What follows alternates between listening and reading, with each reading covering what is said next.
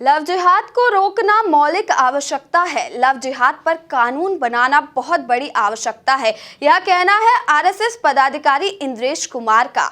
उन्होंने मीडिया से चर्चा में यह बात कही और साथ ही उन पार्टियों को भी आड़े हाथों लिया जो इस कानून के विरोध है। इस दौरान आरएसएस के अनुषंगी संगठन मुस्लिम मंच के संघ के वरिष्ठ पदाधिकारी इंद्रेश कुमार ने सभी पार्टियों धर्मों के नेताओं के साथ ही केंद्र व प्रदेश सरकार से अपील की है कि इस बात को गंभीरता से लेते हुए देश के लोकतंत्र की मौलिक अधिकारों की हिफाजत करने के लिए कठोर से कठोर कानून बनाए। के लिए कानून बनाना और कुछ प्रदेशों ने कहना हम कानून नहीं बनाएंगे,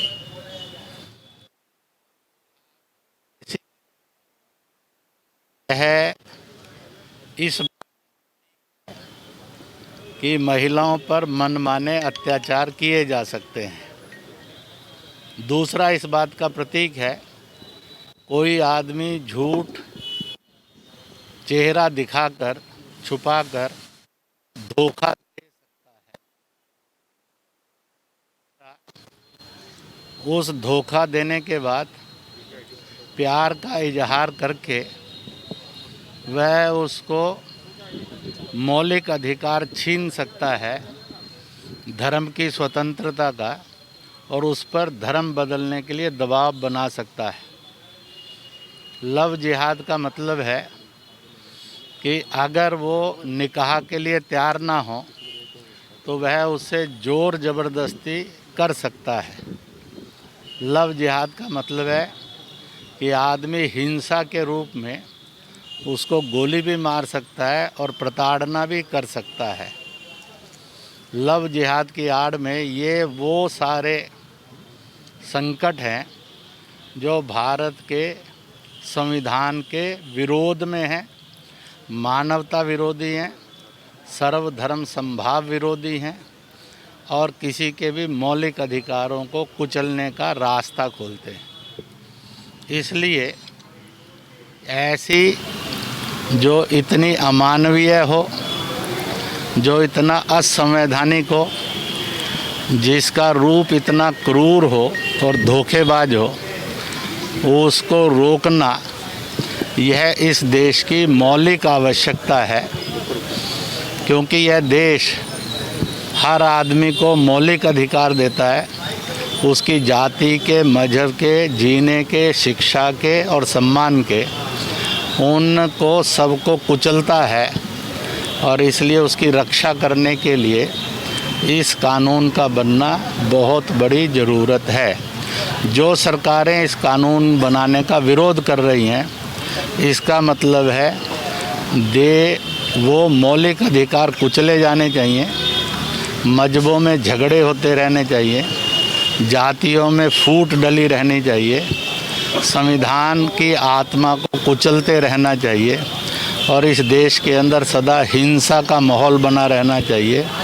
उसके समर्थक हैं। मैं सब पार्टियों को, सब धर्मों के और मजहबों के नेताओं को और सब सरकारों को, प्रदेशों की और केंद्र की अपील करूंगा कि इस बात को सीरियसली लेते हुए देश के लोकतंत्र की, संविधान की, मौलिक अधिकारों की, सर्वधर्म समभाव की, तालीम तरक्की की हिफाजत करने के लिए कठोर से कठोर कानून बनाएं।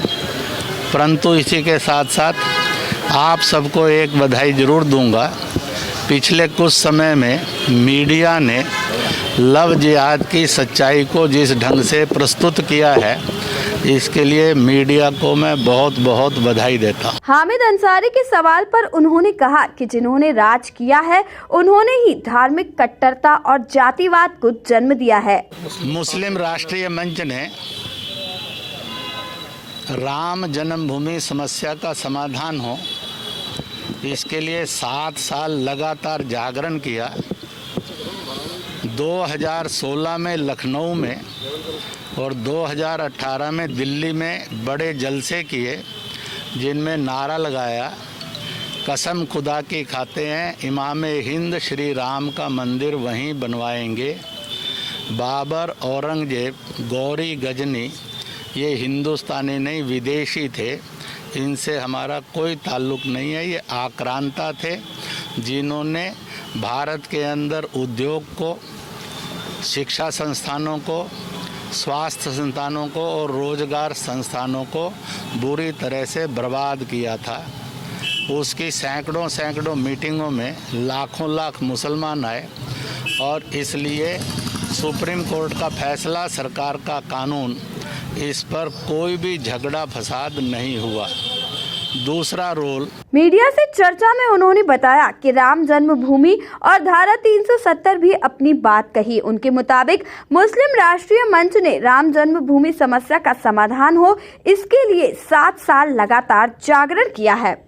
370 और 35 से 8 लाख मुस्लिम हस्ताक्षर तत्कालीन राष्ट्रपति स्वर्गीय श्रद्धेय प्रणब मुखर्जी को मुस्लिम मंच ने भेंट किए थे।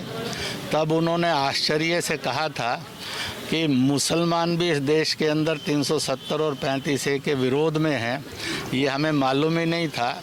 आई will talk to the prime minister. उस समय प्रधानमंत्री श्री मनमोहन सिंह थे। और इस प्रकार से इस देश के अंदर एक देश, एक नागरिकता, एक झंडा, एक संविधान, एक जन, एक राष्ट्रगान जो खंडित हुआ था, उसकी अखंडता को बनाने के लिए मुस्लिम मंच ने बहुत बड़ा जन जागरण का व्यापक भूमिका निभाई। तीसरा, 8.5 करोड़ मुस्लिम महिलाएं तलाक और ट्रिपल तलाक से पीड़ित थी और 8.5 करोड़ मुस्लिम मर्द इस जुल्म को कर रहे थे जिसको इस्लाम में सबसे नापसंद खुदा का रास्ता बताया गया। महिलाएं कोर्ट में गई, मुस्लिम मंच ने इसको व्यापक जागृति दी। मैं स्वयं इस विषय पर मुखर होकर बोला। सुप्रीम कोर्ट का फैसला, सरकार का कानून, उसने विश्व की सबसे चमत्कारिक घटना को जन्म दिया। 8.5 करोड़ मुस्लिम महिलाएं जुल्म से मुक्त हुई। 8.5 करोड़ मुस्लिम मर्द जो अपराधी और अत्याचारी थे, उस जहन्नुम से उनकी रक्षा की। अब देश के अंदर हम एक देश, एक जन, एक संविधान, एक कानून, एक झंडा, एक राष्ट्रगान, एक नागरिकता का देश है। CAA यह नागरिकता छीनने का नहीं, नागरिकता देने का कानून है। और भारत सरकार ने ये बात रख दी है, पूरी दुनिया में माइनॉरिटी वेलफेयर का नारा लगाने वाले देश और सरकारें एंटी माइनॉरिटी हैं। जिस सरकार को एंटी माइनॉरिटी कहा गया वही ईमानदारी से प्रो माइनॉरिटी है, जिसने पाकिस्तान, अफ़गानिस्तान आदि में माइनॉरिटी पर होने वाले जुल्मों को शरण भी दी और शरण के साथ साथ उन्होंने उनको नागरिकता देकर पूरे सम्मान से जीने का कार्य किया है। और इसी के साथ साथ जम्मू कश्मीर मुख्य धारा में आया है और Pakistan day by day breaking की ओर बढ़ रहा है। इसलिए मुस्लिम मंच ने अभी जम्मू से एक नए आंदोलन को जन्म दिया है। पाकिस्तान POJ के बाल्टिस्तान खाली करो, खाली करो, खाली करो, ये हमारा है, भारत का है, हमारा है, भारत का है। आज मुस्लिम मंच इंदौर में भी मध्य प्रदेश में इसका आगाज़ करेगा।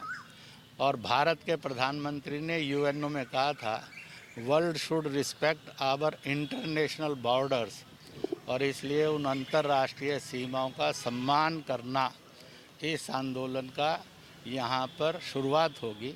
इसी के साथ साथ इस बात का भी यहाँ पर आज आगाज़ होगा कि सब अपने अपने धर्म पर चलो।